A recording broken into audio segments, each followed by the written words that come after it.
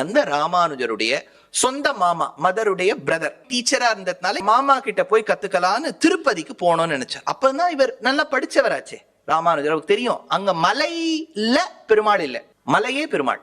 மலையில பெருமாள் இல்ல, மலையே பெருமாள். அப்ப மலையாக இருக்கக்கூடிய பெருமாள் மேல நம்ம காலடி எடுத்து வைக்க கூடாதுன்னு அடிவாரத்திலே தங்கிவிட்டார். மாமாக்கு யாரோ போய் இன்ஃபார்ம் பண்ணாது. எப்படி இன்ஃபார்ம் பண்ணாங்கிறதே ஒரு $1 million கொஸ்டின். ஏன்னா நீங்க யோசிச்சு பாருங்க, ஏறதுக்கு ஒரு வழி, இறங்கறதுக்கு ஒரு வழி, காட்டேஜ் எல்லாம் கிடையாது, மந்திப்பாய், வெறும் சிறுத்தை. இப்பவே சிறுத்தை வருது.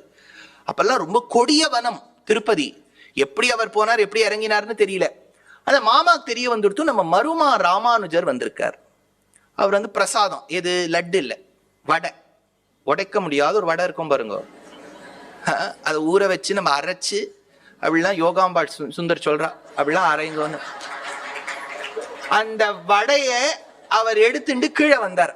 எடுத்துட்டு வந்து ராமானுஜர் கிட்ட கொடுக்கலாம்னு போனார். ராமானுஜர் சொன்னாராம், மாமா நீங்க வந்து யாராவது ஒரு சாதாரணப்பட்டவன் கிட்ட அமைச்சிருக்க கூடாதா, ஏதோ தாழ்ந்தவன் கிட்ட அமைச்சிருக்க கூடாதா, நீங்களே வா, நீங்க எவ்வளவு படிச்சவர், ஒரு பிரசாதம் கொடுக்கறதுக்கு நீங்களே வரணுமா, சாதாரணப்பட்டவன் கிட்ட கொடுத்துருக்க கூடாது. அப்போ மாமா சொன்னான், சுத்தி முத்தி பார்த்தேன்ப்பா, என்னை விட தாழ்ந்தவன் யாரும் இல்லை என்பதற்காக யாமே வந்தோம்னு அந்த பிரசாதத்தை ராமானுஜர் கிட்ட கொடுத்தார்.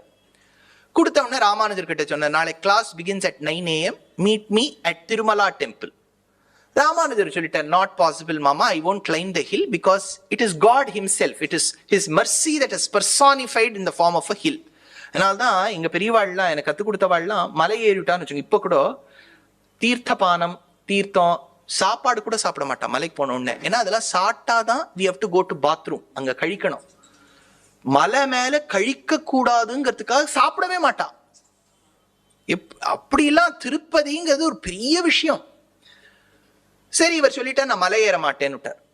மாமா என்ன பண்ணிருக்கணும், ஓகேப்பா டேக் கேர்னு சொல்லிட்டு, world small, let's see, stay in touch, see ya மூவான்னு ஏதாவது சொல்லி போயிருக்கணும். அவர் என்ன பண்ணிவிட்டார், நானே வந்து உனக்கு கத்து தரேன், இந்த ஹோம் டியூஷன் இருக்கு பாருங்க, டீச்சர் வந்து கத்து தருவா. நித்தியப்படி யோசிச்சு பாருங்க, மாமா மலைக்கு மேல கோனேரியில போய் தீர்த்தம் எடுத்துன்னு வந்து பெருமாளுக்கு திருமஞ்சன், அப்ப ஆளே இல்ல திருப்பதியில. யோசிச்சு பாருங்க, காலியா திருப்பதி கோவில் நினைச்சு பாருங்களேன். அதுக்கப்புறம் அவர் பண்ணதுக்கு அப்புறம் இப்ப கோவிட் போதுதான் இருந்தது, 21 நாள் ஆளே இல்ல. அவர் பெருமாளுக்கு திருமஞ்சனம் பண்ணி அலங்காரம் பண்றதுக்குலாம் இவ்வளவு பெரிய பெரிய பட்டு வஸ்திரம் எல்லாம் கிடையாது. ஏதோ கிடைச்ச வஸ்திரத்தை வச்சு பெருமாளுக்கு அலங்காரம் பண்ணிட்டு இறங்கி வருவார் மாமா. எங்கேருந்து, மேலேந்து கீழே. ராமானுஜருக்கு ராமாயணத்தின் ஸ்லோக அர்த்தங்கள், அர்த்த விசேஷங்களை கத்து கொடுத்துட்டு ராத்திரி ஏறுவர். அடுத்த நாள் பெருமாளுக்கு கைங்கரியம் பண்ணிட்டு இறங்குவார். இந்த மாதிரி 365 நாள் ஏக சம்பத்சரம்னு வடுக நம்பிகள் எடுக்கிறார். 1 வருஷம் மாமா பண்ணிருக்கார். டீச்சர், எப்பேற்பட்ட டீச்சர்ஸ் இருந்திருக்கா பாருங்க, டெடிகேட்டடா.